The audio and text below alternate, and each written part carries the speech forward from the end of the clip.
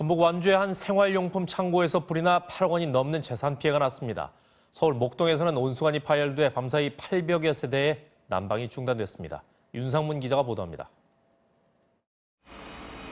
이미 타버려 뼈대만 남은 건물 사이로 시뻘건 불길이 치솟습니다.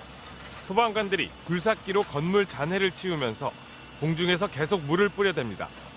어제 저녁 7시 반쯤 전북 완주군의 한 생활용품 저장 창고에서 불이 나 4시간 만에 꺼졌습니다. 이 불로 창고 건물 1개 동과 생활용품 등이 불에 타 소방서 추산 8억 4천여만 원의 재산 피해가 났습니다. 어제 저녁 8시쯤에는 서울 중랑구의 한 아파트 15층에서 불이 났습니다. 이 불로 방 안에 있던 50대 여성이 온몸에 화상을 입은 채 구조돼 병원에서 치료를 받고 있습니다. 땅속에서 하얀 김이 쉴 새 없이 솟아오릅니다. 어젯밤 9시쯤 서울 양천구 오목공원 부근에 묻혀있던 온수관이 터졌습니다.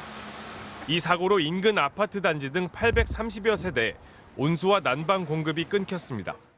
지금 틀어보니까 온수가